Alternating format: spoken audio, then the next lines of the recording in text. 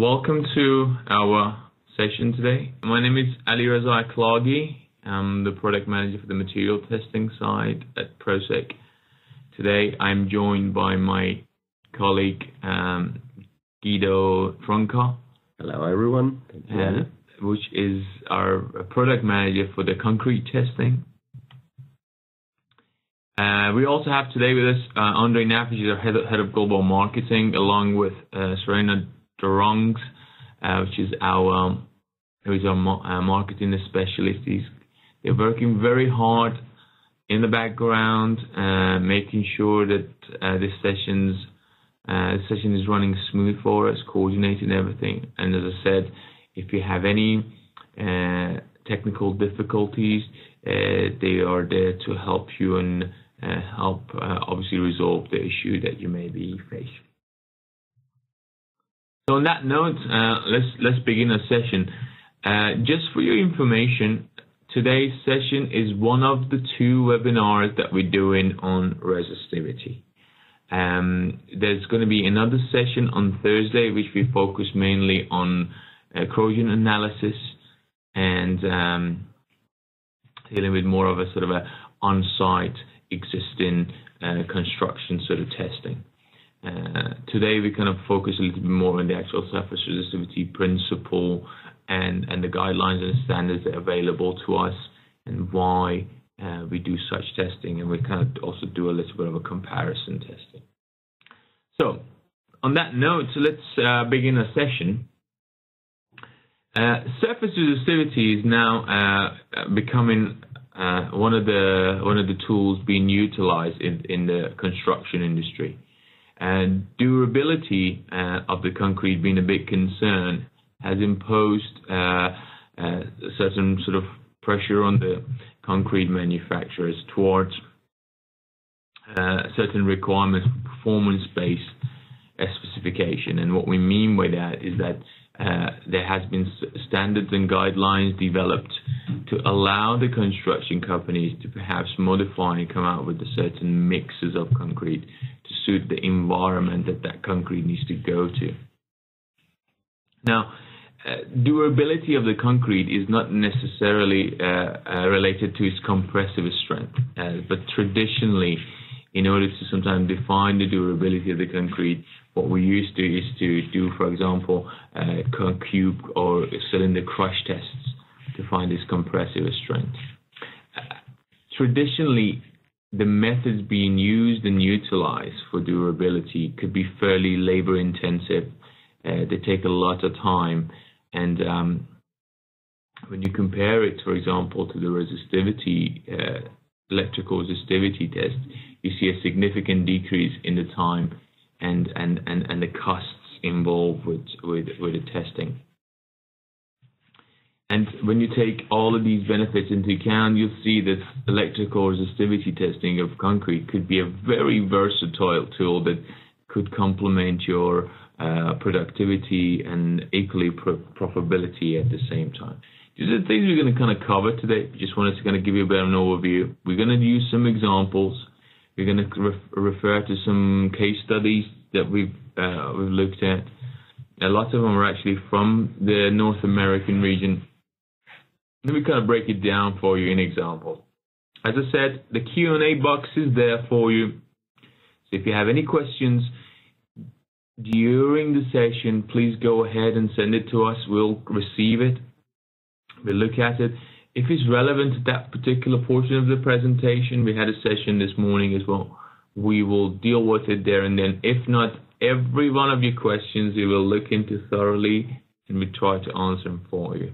And if there's any supporting documents required, we will send it to you separately. By all means, you can always contact us at our dedicated webinar email as well, which is webinar@prosec.com. So let's begin our session today. One thing we'd like to do, about approximately 5 minutes or so, let's say, we're going to talk about this sort of a theoretical side of electrical resistivity test principle and give you some sort of background to it, how it began and where we kind of stand with it at the moment. So electrical resistivity is a fairly simple test procedure. But if it's utilized and used correctly, it could be a very powerful tool for concrete testing. Corrosion of the reinforcing steel is generally the main cause of concrete deterioration over time. And the expectation from the concrete is that over the life cycle of the construction to provide both physical and chemical protection to the reinforced steel. One of the things we were talking yesterday, Guido came out with some good examples for the alkalinity of the cement content of the concrete and how it protects the chemical protection that is required in this case. It will definitely break it down for us a little bit later on. Now, electrical resistivity is directly related to the ability of concrete to provide this protection or resist the access of the aggressive agents to the steel that could potentially lead into the corrosion. And this is practically what we can utilize and use electrical resistivity for, to kind of identify the problems that we could potentially facing with. We will have two scenarios here. The case one for us would be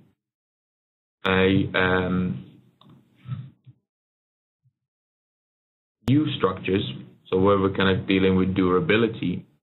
Guido will kind of break it down for us a little bit further, actually break down each example.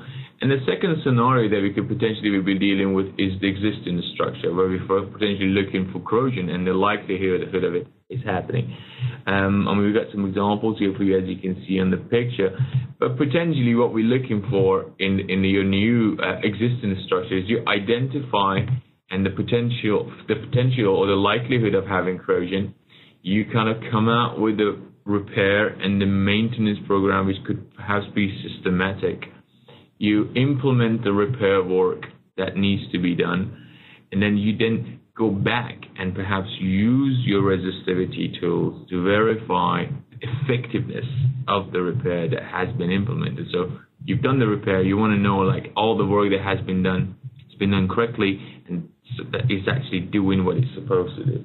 Let's see what Guido, give us some examples in these sort of scenarios, Guido. Let's kind of break it down and get it a little bit more. That goes back when we, together with Ali, were trying to find something in common that main applications could have.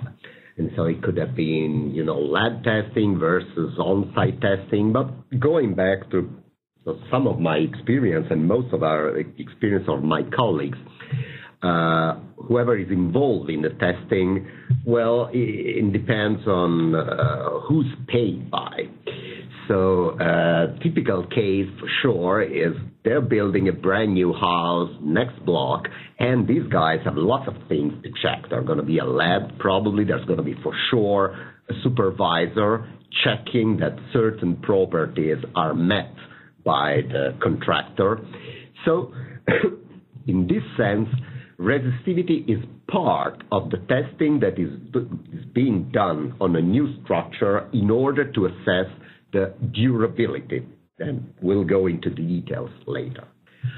This is the scenario which involves mainly lab testing on cylinders, but not only, but always has to do with a new project with some defined specification.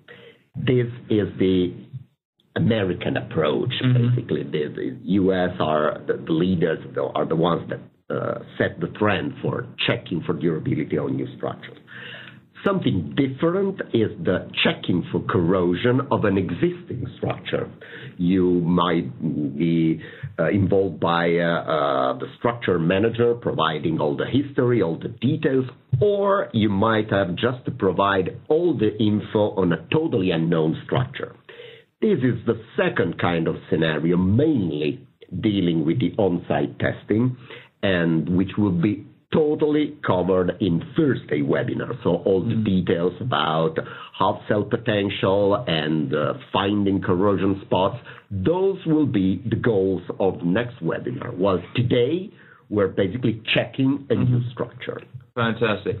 And on them basis, so as we try to identify the type of work that we need to do, the type of structure that we're dealing with, when we move on, for example, we need to obviously consider and find out the factors that directly affect the electrical properties of the concrete.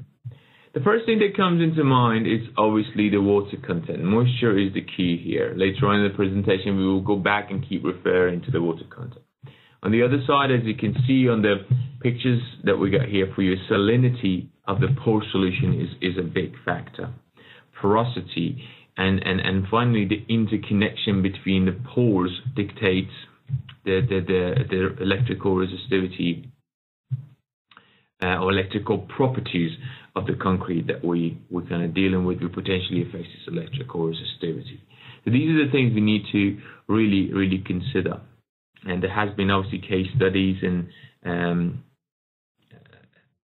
applications have been covered and research have been carried out with certain institutes and universities. In this particular University of Purdue in US, they have some great papers that for this presentation we actually had looked into and referred to. And personally, I was lucky enough to visit University of Purdue earlier this year with one of my colleagues in Chicago and have a meeting with Professor Weiss to discuss the resistivity application in US.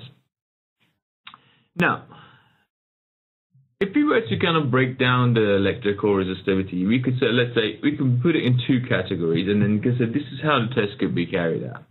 We've got the surface resistivity, which the current is applied to the outer probes, and then the potentiality between the inner probes. And then the resistivity is calculated based on the spacing of these probes. And on the other side, we've got the bulk resistivity, as you can see in this picture over here, where we apply the current to the entire specimens and look at the resistivity of the entire, sort of in this case, cylinder. The only difference in these two cases are that you just set the device to the appropriate mode dealing with that particular geometry. And these modern instruments nowadays, they take care of that for you. So you just have to use the software to adjust it to the functionality that you're doing the testing, i.e. whether bulk or surface. And the rest of it is done for you automatically.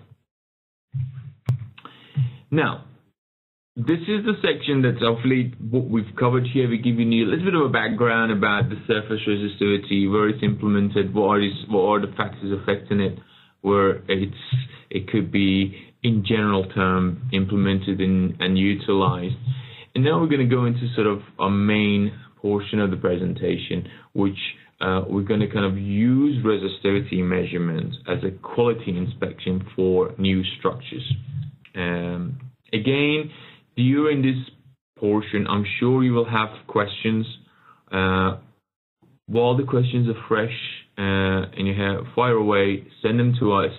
If relevant at that particular section, we will try to cover them there and then. If not, we will get back to you at the end of the presentation and cover it for you. Now, earlier on in the presentation, we covered that in recent years, because of the need and the demand of the industry, now durability is kind of becoming a performance-based specification, where the construction industry follows a certain guidelines and the standard to produce a particular mix and going through particular curing processes to meet the demand or the need of the environment that the country is to go to. Based on that, they have to develop and come out with what they call exposure classes, where they kind of define certain environmental conditions that this country is going to be utilized and used in. And there are other factors contributing to this as well, which are clearly identified, like the cover of the concrete. We covered it earlier. Concrete cover is what it provides that protection to the reinforcing the steel, preventing it from getting corroded.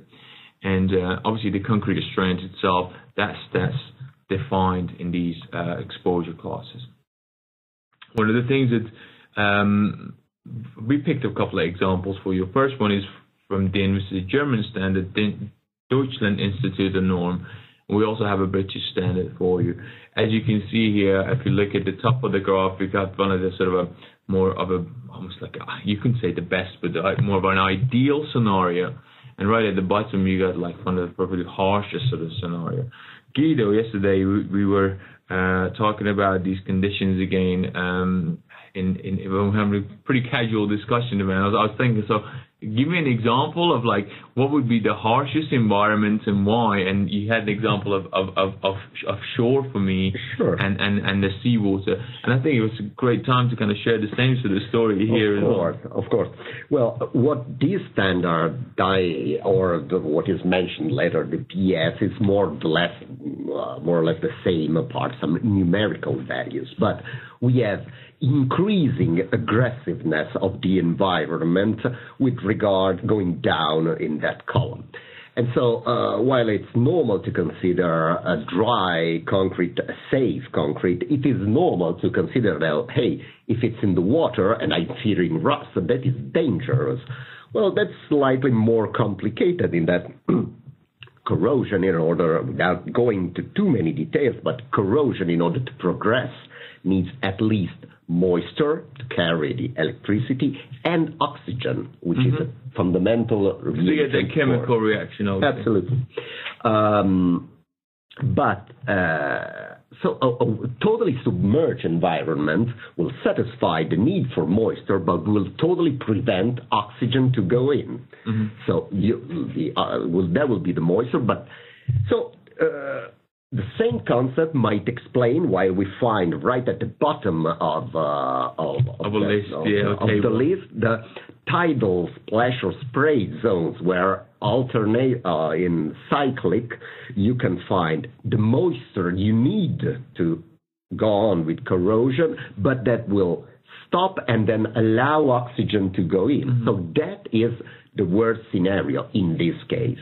And just qualitatively speaking, we just have a table stating that the worse the scenario, the thicker the cover, meaning you need more protection, and the stronger the concrete, because yes, concrete strength, it is somehow a measure of the degree of protection, but it is not the ultimate measurement for durability. As it is today, people still pay for concrete strength.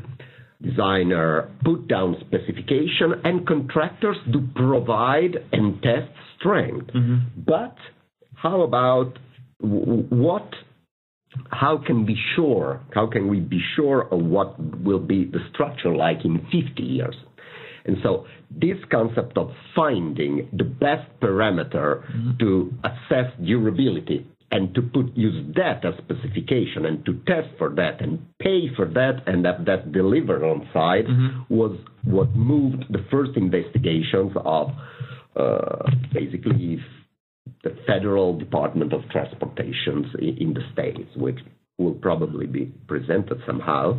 And based on that, we also got other standards now. So we talked about the British standard, which has a similar sort of guidelines, let's say, don't they? I mean, we looked at these yesterday, and we couldn't say they were the same, but they're very much identical in a way. The recommendations are very similar, wouldn't you say that? Absolutely. You may find some numerical differences, but the concept remains the same. I mean, the aggressiveness of the environment is assessed according to the same criteria, and the tougher the environment, the stronger and the concrete has to be.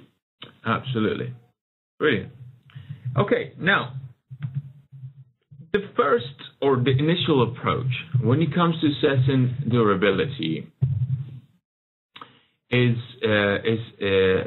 basically to look at its sufficiency, like we again said earlier, or its optimal amount of protection that is capable to provide to the steel over the life expectancy of the lifetime of the concrete and the construction.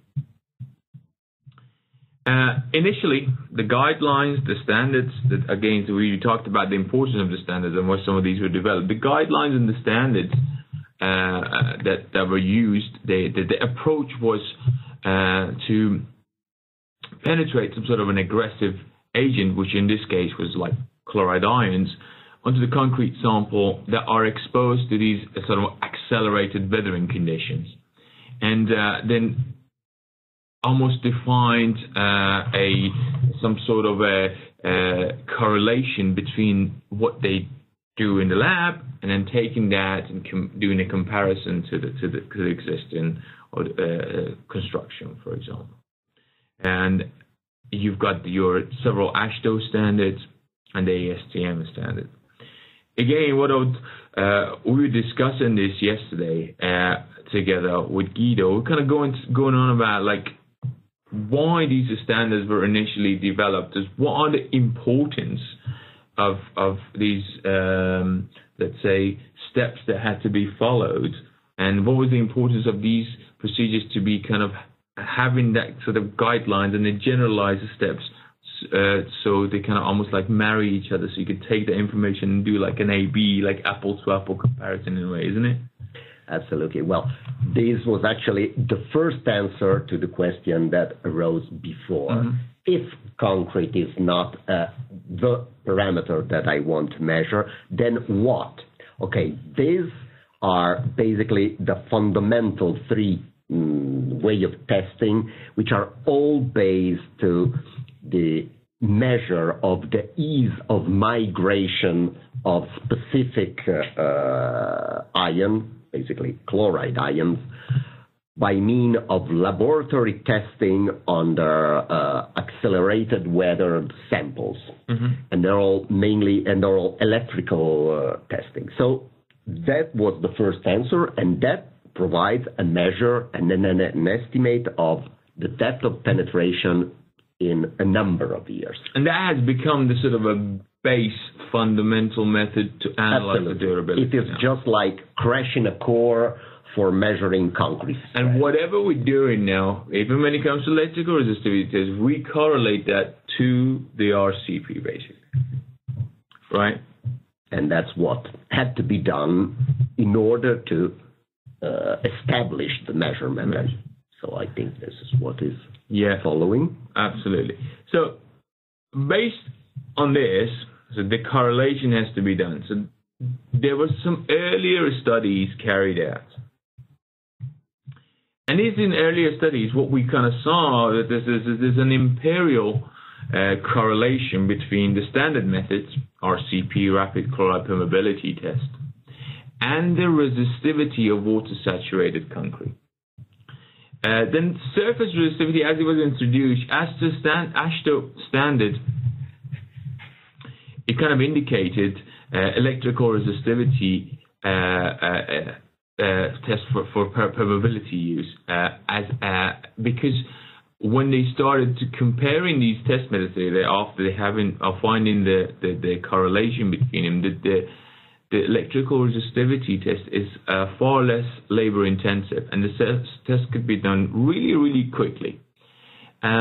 Original case study in the test was done with RM Mark II, which is a CNS Farnell instrument, and CNS was then later on brought out by Prosec, and which later on we'll cover how we kind of got into this sort of a latest Resipod instrument.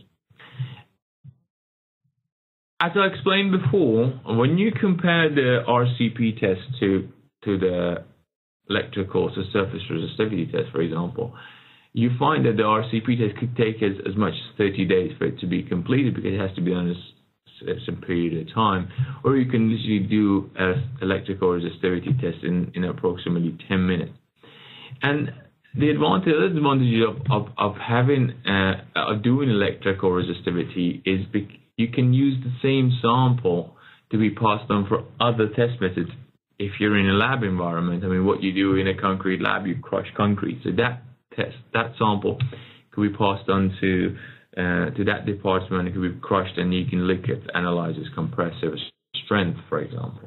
I mean, in terms of preparation, it's not that preparing a cylinder has no cost whatsoever, but keep in mind that you prepare the sample the same exact way that you would do for the fundamental compressive strength testing. Once you do that, then we'll see it live. In a matter of minutes, you add the information about durability. Absolutely. And then you can, by doing several different tests on the same sample, you can create additional correlation, can't you?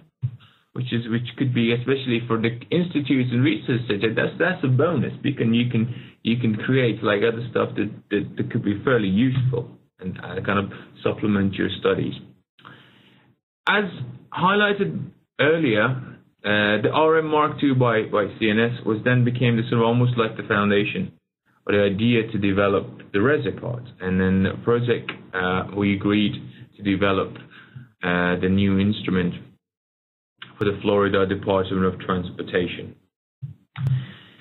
I've got a little graph here for you. It's a collection of several different research and case studies, and you can see right from the get-go that there is a very nice correlation between the RCP and the resistivity test.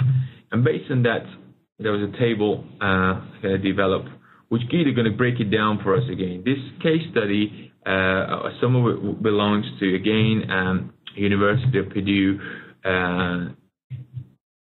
in the US, and this particular one was from the 2003 paper that we kind of looked at. So I'd say to you, just break that down for us. Absolutely. Like maybe a minute or so. Sure. It's just very clear just from the graph that there is a correlation between what is accepted as durability parameter, direct one, the rapid chloride penetration test, and this newfound surface resistivity.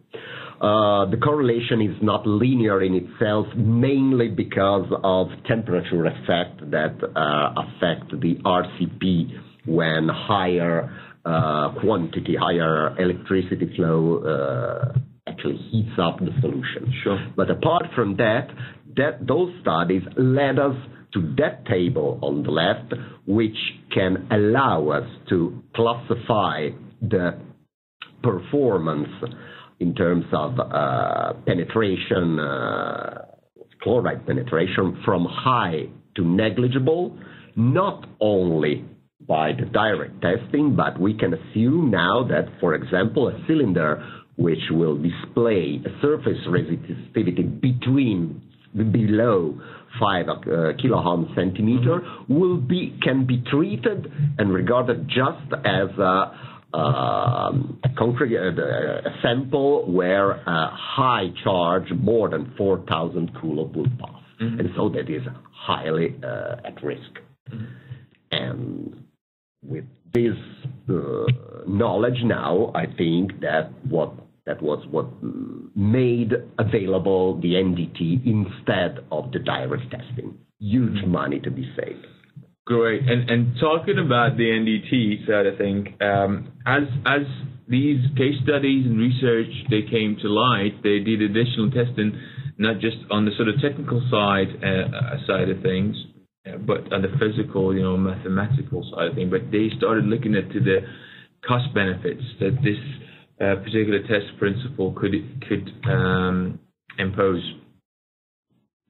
Based on the sort of data that we found from Louisiana Department of Transportation, they estimated that in the first year it'd be saving over $100,000, and the contractors would end up saving something in the excess of $1.5 million just in the quality control side of things. So that's significant. It kind of reflects, you also, I'm sure by this stage, looking at the time and the labor intensive side of things, when you look at things and you compare it to the resistivity, you've had an idea, but these numbers are fairly good, and we know it does make a huge difference right from the get-go.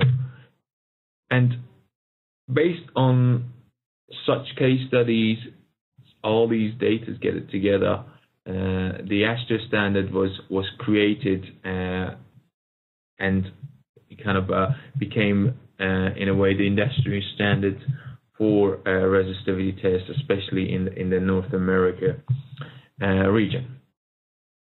Now that we know about sort of a history of resistivity, in a way, where it began, what we use it for, what is its relation to other test principles, I think we should start looking at that, get into the lab. So first thing we talk about, you looked at the standards as well, we said there are certain things we need to get. So before doing any test, we need to consider the main factors that affect that test. One of the main factors contributing to or affecting the electrical resistivity test is the temperature of the concrete. And these are specified in the standards that we talked about earlier. The curing condition of the concrete, again, is a contributing factor. Again, this is specified in the standard. Lastly, the geometry of the sample and the concrete that we're dealing with. There are different sizes of specimens. Some regions use cylinders, some use cubes. So you need to take this into consideration. Later on, we kind of introduce different accessories in the kits to suit different type of geometries as well. So that's not a problem. And we again cover the differences between them. While we're on the geometry side of thing, the industry standard for resistivity was 15 millimeter spacing. But as the AASHTO standard was developed, and due to the size of the cylinders in the US, to avoid being too close to the edges of these cylinders, which you'll see over here as well, then the 38 millimeter resistivity probe spacing was introduced for the Resipod. And as we're kind of talking about all these probe spacing, you also have the option of having the geometric kit, which allows you to have custom spacing. The main reason for that is that when you're dealing with aggregate size larger than 1.5 inch, 38 millimeters, you need to define your own spacing. And the beauty of this particular instrument, our Resipod, is that you'll be able to set the geometries with the software and go ahead and then do the testing, which makes things really, really easy. Gita, just give us some examples of like how we end up, which applications, which areas we kind of be looking at these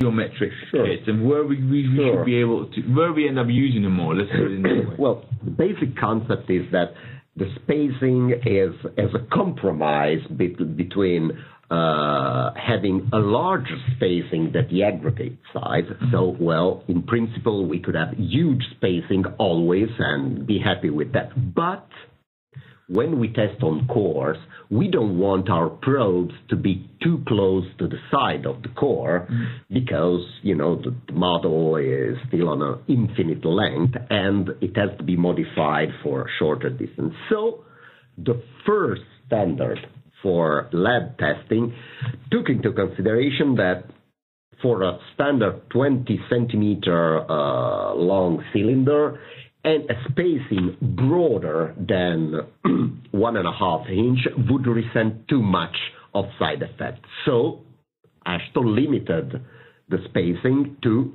1.5 inches, and hence the larger aggregate that can be considered is 1.5 inch. On the other hand, just staying in the States, the ASTM is currently working because they want to go beyond that. Say, hey, let's test whatever aggregate. No problem. The Resipod and variable geometries will be possible. You want to test 45 mm aggregate concrete, you have a larger spacing than that. And of course, you'll need to have a longer core. And let's see what the EN committees that are currently at work will put outside a standard. The point is that we, as PROSEC, need to be able to provide a flexible solution in order to allow the user to perform all on-site and lab testing, surface and bulk. And the geometric kit is suits everything, coming from that. Yeah. Sure. Fantastic. Thanks, Guido. So, on that note, let's just look at, just quickly look at how things actually work. The surface resistivity test is fairly simple because we got the current that's applied through the outer probes, and the potential difference is measured between the inner probes, as you can see over there. The current is carried out by the ions in the liquid, in the probe's liquid. So you need to make sure that's why your surface has to be wet. So does your probes have to be wet. And then the resistivity is calculated based on these probe spacing and the formula. It's fairly simple. What we actually have here for you is a little example, and we're going to show it during a demo. But we've taken the AASHTO recommendation for doing testing the cylinder for with the 30 for the surface test. The AASHTO recommendation is that you divide it in 90-degree spaced, and then do 2 sets of tests times 4. This is exactly what we're going to do for you right now during our little live demo session that we have. And Guido going to go ahead and perform this little test for us. So at the same time, you'll be able to see. For it? Yeah, go ahead. As you can see, he's got some water in there. Of course, we just took our sample out of the moist room. So we're still in the lab, and according to the AASHTO, we marked the 4 lines that we'll be measuring along. So we'll start with the 0 line, and the device is pretty simple. It has 4 spring-loaded probes. So now it's easy, but even, and still going to answer some of the questions, it adapts even on irregular surfaces. What we see while measuring, is it readable? Yes, that's perfect. Okay, I need my pen. Mm-hmm. Okay, here we have a direct indication of the resistivity in kiloohm centimeter. As some question would involve what were the electrical parameters. Okay. This indicator tells us whether a 200 microampere or 50 microampere are driven through the outer probes, and the corresponding voltage is red in the inside probe. Okay, measurement stable. I will store it, and so on for all the required measurements. Now, the AASHTO is actually asking me for two measurements on each of the 4 lines. Mm-hmm. We'll stop sooner. And, well, we have something between 21 and 23 just to have an indication. And always with the highest current being pulsed through the outer electrodes. Say mean pulse because other question that arose. Yes, this is an alternated current, and it's a 40 hertz current that is driven. Mm-hmm. To answer the last question so far that I had, how deep does that go into the sample? Well, it depends on the spacing and on the resistivity. The broader the spacing and the higher the resistivity, the thicker will be the concrete that is interested by. As a rule of thumb, which we learn and we will see in the next session, we normally state that when testing on side, rebars are not so relevant after 3 centimeters of depth. Mm-hmm. So you can average that's more or less the order of magnitude that we're speaking about. Sure. But next session, Guido, means Thursday. So now, thank you for the live demo. I personally find these live demos very, very useful, and it just you can get familiarized with the instrument a little bit better. Next, I'm sorry, since we're just in the practical part and there is somebody asking for the option that we provide for foam tips instead of the metal ones that we have.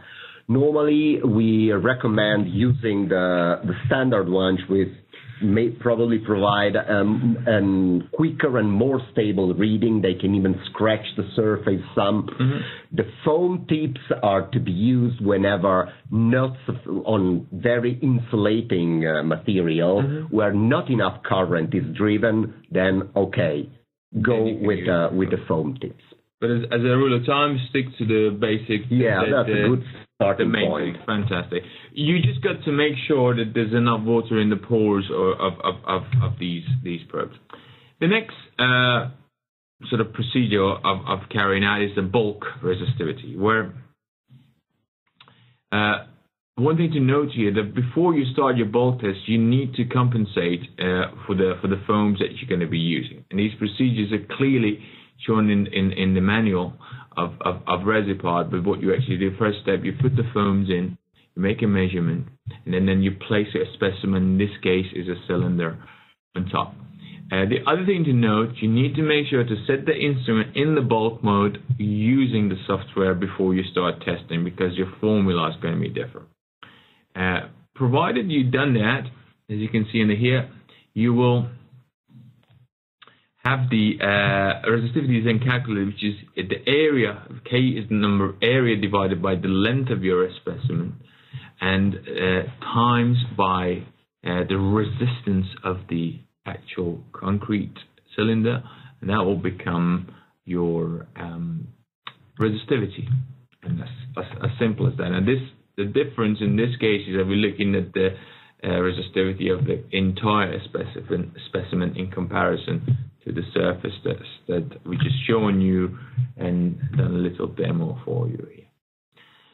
Let's have a look. Provided we've done the test for the surface or thing, then we need to kind of analyze the data. What numbers have we got there? It was 21 to 23. So what would you say that's, just give us a bit, like maybe if we were to analyze that, let your test be done over there. Analyze it for us in, let's say, a minute or so. Just going to break it down for us so we can understand it better. Basic assumptions which are not true. We have to suppose that sample was just taken off the lime water or the moist room right away, and that here we have a temperature of between 20 and 25 degrees. Then we can assess that this sample would display a low penetration of chloride ion. It's somewhere in the middle, but when repeated on a statistically significant number of samples, we could classify that as a low penetration. Which actually brings us to a simple question that arose, that, well, effect of temperature. Of course, there is a strong effect of temperature, which is totally taken out of influence by the standard itself, because today we're in the lab so far and we are 20-25 degrees. Or each numerical value is referred to that temperature.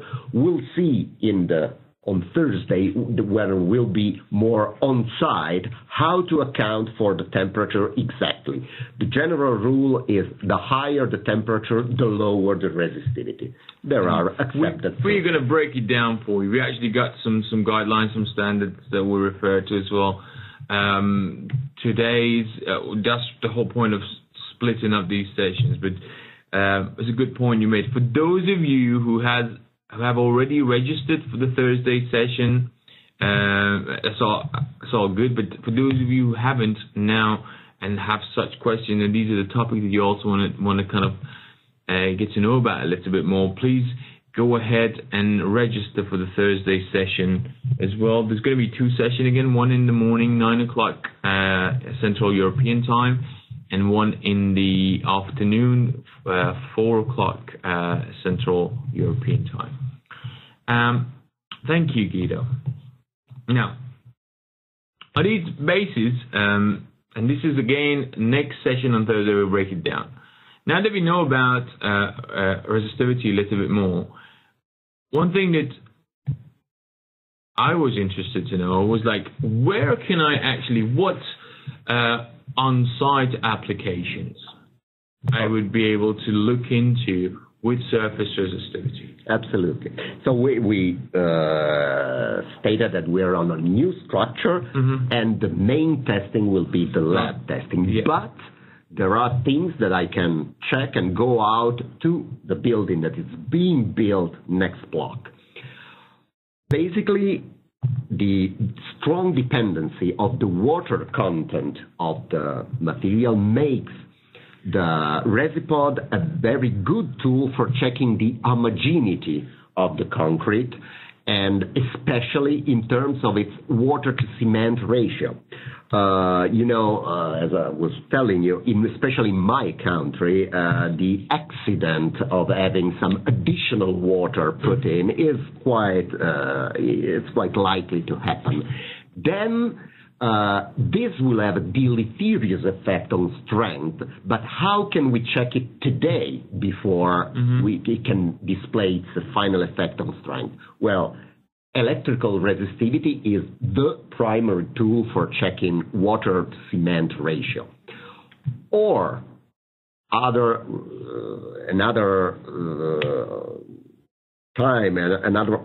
procedure that can greatly influence the final properties of the concrete, just like pouring, is the curing. We do fear, especially in the hot environment, a premature drying of the concrete, which could lead to cracking and defects.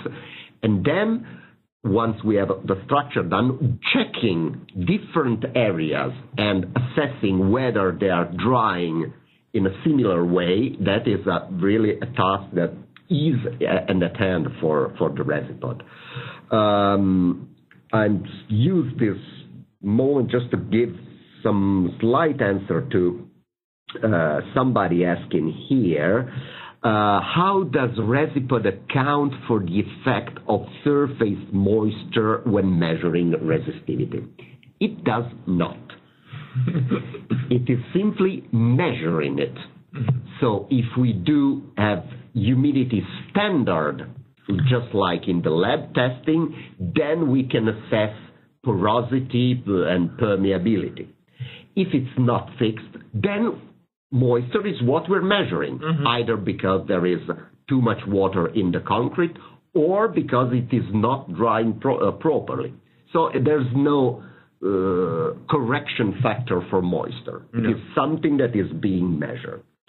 Last thing, which is still important here, which method is preferred, surface or bulk resistivity? Well, there are fans of both.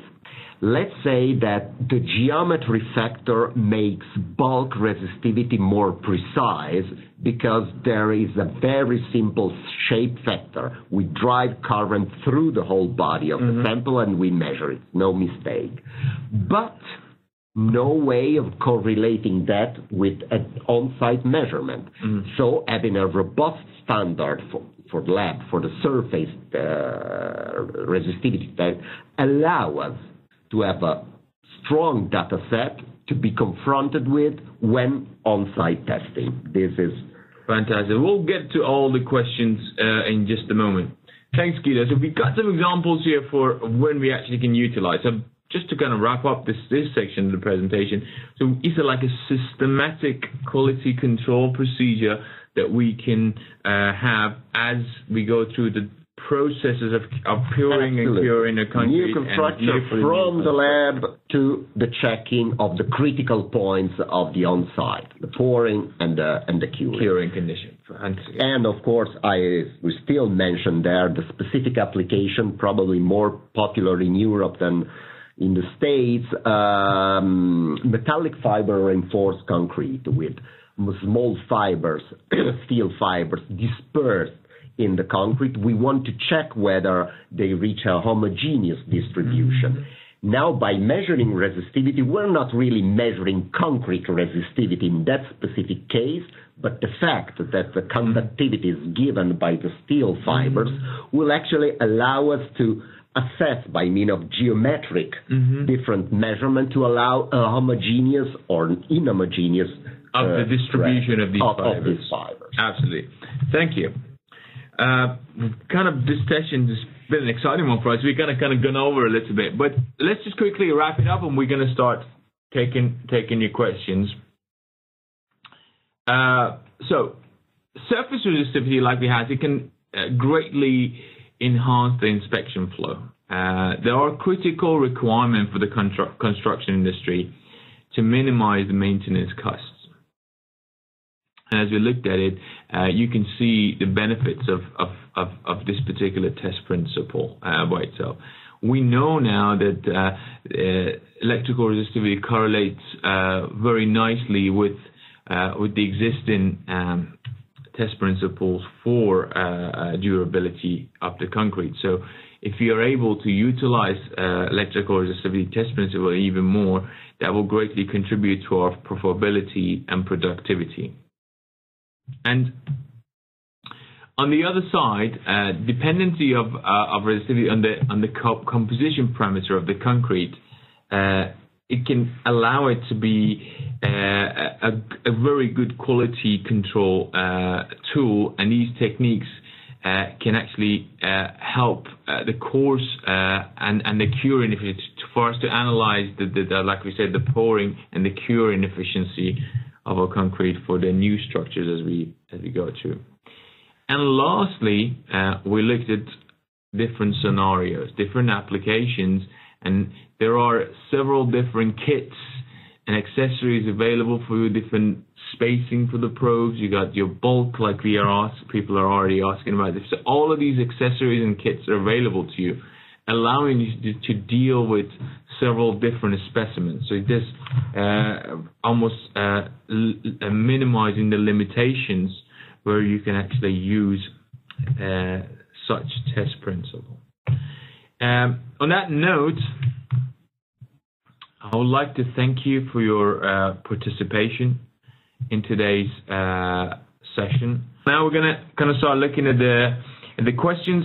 If you want to ask your questions verbally, you can either put your hands up, because there's a little sign here to get raise your hand sign to get attention, or send a message to us via the Q&A box. But we're going to start right from the top. I got the questions here. I can see them, and we start going to deal with them one at a time. But at the same time, if you'd like to ask a question, please raise your hand, and we will be able to unmute your audio for you so you can ask questions. So let's start from the top. Okay, we try to answer some of them just during the presentation. I'll start with the specific one that I apologize that wasn't clear enough about the use of the resistivity, of course, on side, on angular, on irregular surfaces. This is made possible by the spring-loaded device, and so I mean, any irregular surface will compensate for at least 10 millimeters of unevenness. This was actually an easy one. I've got another question here. What are the electrical inputs used in the reservoir? Yeah, we got that. And we mentioned that when measuring, we drive a 40 hertz alternated current, which, depending on the resistivity, can be up to a maximum of 200 microamperes. Fantastic. Will we have access to the slides after the webinar? The webinar will be available in a recorded format, or you'll be able to watch it again from our YouTube channel. We should imagine it should be online within a day or so. So you will receive an email hopefully as soon as it's uploaded. Or you've got a American American standard that supports this type of inspection? We've covered that. Yeah, I think there was a specific discussion about exposure classes in American standards. I don't have anything ready here, but I noted down that question because I might just have to provide some documents. So we will provide such document. If you could please send us an email, and then we will look into that. We've got another question. Previous vendor type allowed different spacing between probes. The Resipod has fixed probe spacing. Why did you choose to fix? Again, we covered that. We have 38, 50, and you also got the geometric kit that allows you to provide custom spacing. So I think that question must have come when we were talking. When will the YouTube link be available? That should be available in, like I said, a couple of days or so. How exactly will temperature affect resistivity reading? Would resistivity measurement increase as the temperature increases? It's the other way. Resistivity will decrease with an increasing temperature and will show the quantitative relationship on Thursday. We show this in like a effect of it in a sort of percentage. What percentage value would have in the overall resistivity? Pardon. Okay, I'm just going to. There is an option for foam tips, which we covered that.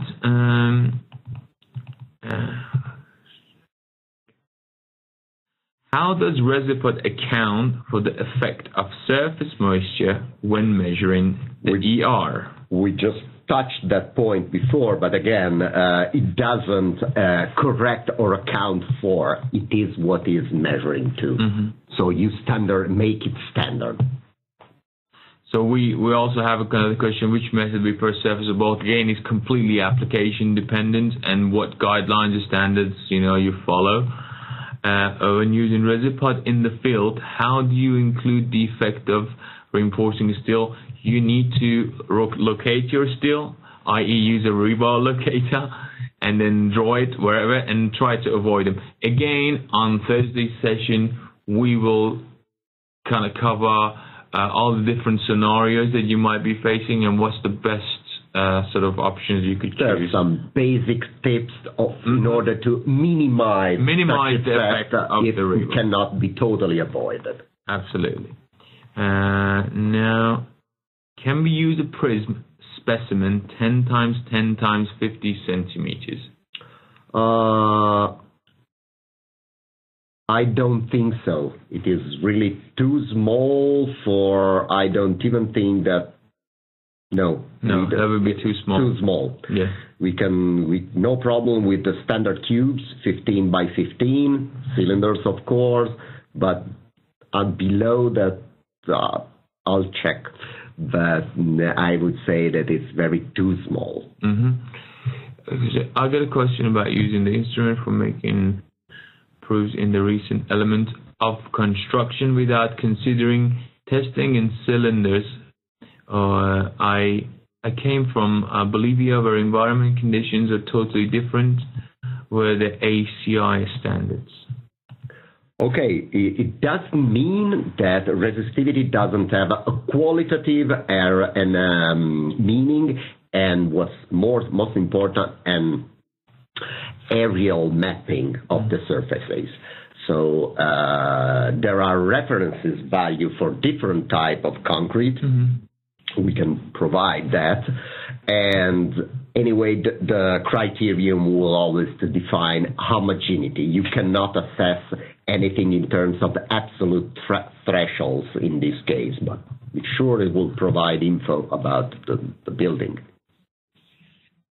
Are there some weather consideration for corrections? Temperature. Basically temperature. Which we covered. It is one of the main factors affecting the electrical resistivity. Okay. How does the initial field curing of sample affect the test results? Dramatically. Dramatically.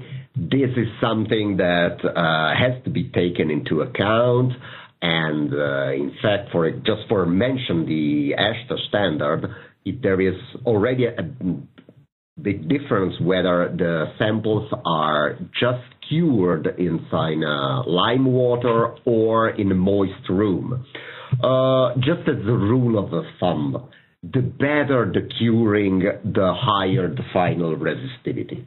So as long as we don't compare apples with pears, we can actually check whatever we want and bring the lab results on site. Mm-hmm. But of course, if the on site, you'll never get the same result on the same material if, as it is cured differently on lab or on site. We got lots of questions. We need to go. I imagine that water cement ratio and cement time will also affect resistivity. So does that mean that the results are not comparable across sites, different mixtures? Absolutely correct. Yeah. You cannot, but inside the same batch, you can find an anomaly and. Absolutely. So you compare an apple to apple. Absolutely. We covered that earlier as well. Is there an ASTM standard for surface resistivity testing? Not yet. Committees are at work for a surface resistivity with variable spacing and a bulk resistivity. Similar things are for European EN committee. Okay. Sorry, the gentleman repeated this question. Whether the instrument shows relent results on an even structure. I apologize, I didn't answer that before. Yes, but with the springs that we have, we can accommodate a roughness of about 10 millimeters when measuring on site. Fantastic. Now, if a lab sample has dried out, having not been cured according to the rest test method, do you have any experience attempting to resaturate the sample to the original condition? If so, how did you resaturate the sample? Well, of course, you can put it in lime water or in the moist room, but it's not a matter of just allowing the water or the moisture in, because the curing condition is not something, it is different. It's not that you can pick up where you left when you let it. So you can reiterate it and measure it, but do not assimilate that behavior to what was cured properly. Okay, thank you. Will the surface finish of sample affect the reading? This is a question that we came up earlier as well with the surface condition. Up to a certain degree of roughness should be okay. Yeah, if we mean that, but of course, if we speak about layers. No, we cannot accept those. Perhaps you could break down your question, Ray Chavez. Perhaps you could break down your questions and to tell us about, if we're talking about carbonation, for example, on the surface, something along that line. So you need to break it down and tell us what sort of surface condition you're talking about. Then we can perhaps answer your question. In the event that the specified resistivity has not been met at the time of testing for new construction, what tools are available to project what the resistivity will be at some time in the future? What tools are available? Right. So basically, I believe the question is that if they haven't done the resistivity test to start up with, and it's still unclear whether the test hasn't been done or didn't prove satisfactory. In the event the specified resistivity has not been met at the time of testing for a new construction, what tools are available? Project what the resistivity will be at the time of future. Okay, so I think the question is here, if the numbers, when we did the resistivity test, and they didn't meet the guidelines and the standards, what if we wait for future and do the resistivity test? What would the numbers be affected at that place? Okay. If you flunked the test in the lab, you flunked it. Okay. Because, that those values take already into account what will happen to them. So there is just like if you flunked a compression strength, measures have to be taken. I might just simply have to improve the protection of the concrete itself. I may use coatings, but no, there is no theoretical model that enables to project the evolution of resistivity. Okay, thank you. What will be standard moisture state of the sample to be tested? We talked about moisture is obviously it has an effect on it, but there is. Yeah. You cannot define the actual amount of the moisture, can you? No, but you can define the curing. So we standardize the moisture, just stating that the samples have to stay for a certain amount of time, just stated in the AASHTO, either in a lime water solution or in 100% moist room. And then you're ready to do the test. Okay. Now, the resistivity, change in it. So it's just like concrete cover makes change the resistivity, which we covered that earlier as well. Yeah, no, it will not, basically. Is possible to make measurement on sample cube 15 centimeters? Not a standard sample, but technically it's possible, and you can compare the results on the same samples. Does the concrete cover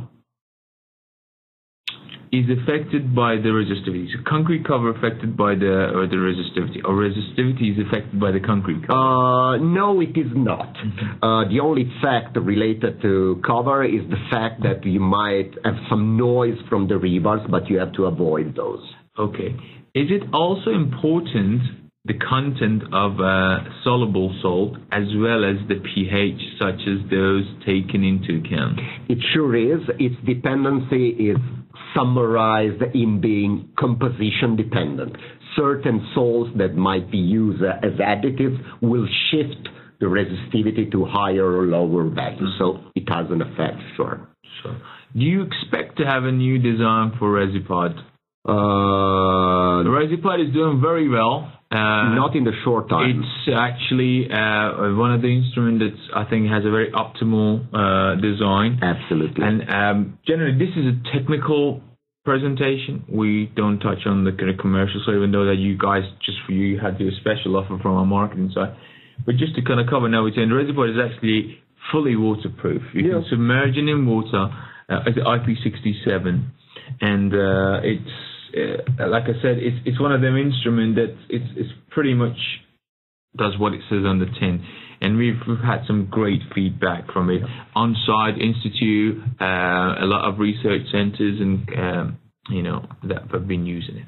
Now, consider only the chloride ion should be considered. Only the chloride ion should be considered. I don't understand that question. I apologize, Eric, I don't get it fully. Eric Castillo, I've got your question. Consider only the chloride ion should be considered. Could you clarify that question for us again, and I will get back to you. And we got a question. How resistivity instrument works on fresh concrete? It does not. We covered that. It does technically, but it really has no meaning. Is there any difference between wet or dry specimen? Absolutely. Big time. Big time. You won't be able to test a dry specimen. You has to be wet. Oh, yeah, well, actually, the cores of the... Sure. When lab testing, we need and we want fully saturated specimen. Of course, when we measure on site, we might recognize dry areas, and there will be the total different behavior. Okay. What's the effect by the product, like fly ash, microsilicon, they all increase the resistivity. The final resistivity of standard Portland cement will be lower than the silica fumes or ash concrete. Now, the difference between, this is Professor Moody from Iran, the difference between lab and site results.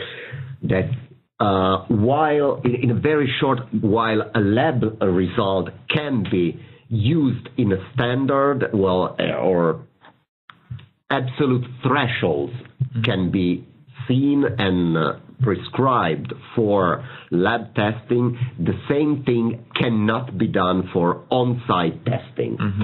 And so every specific on-site campaign, either as a backup of experimental data to compare the same material tested on lab, or we are under scenario 2. We know nothing about the structure, and then resistivity is only a tool for discriminating the different behavior of different areas. This is the it's a pretty broad question, and we'll try to answer. Perhaps, Dr. Moody, you could send us an email in webinar@prosec.com, and both myself and Guido will look into it. Be happy to move on but contribute together, perhaps. If possible, we could update after the session 2 in order to which will be mainly on-site, and then have feedback and share our ideas on how to think. So on that note, this session has gone for approximately 2 hours, I believe, and I'm going to ask one last time if there's any more questions. If not, I'd like to thank everyone for participating in this event. It's been very fruitful, and our expectations as well wasn't as to get this much interest. Now I've got another question here. Let's see. Does corrosion inhibitor calcium nitride in the concrete affect the resistivity reading? Absolutely yes. And they will decrease resistivity specifically. Great. So on that note, I think we're going to thank everyone. Again, thank you for participating. We will carry on doing such technical webinar. That is our goal at ProSec.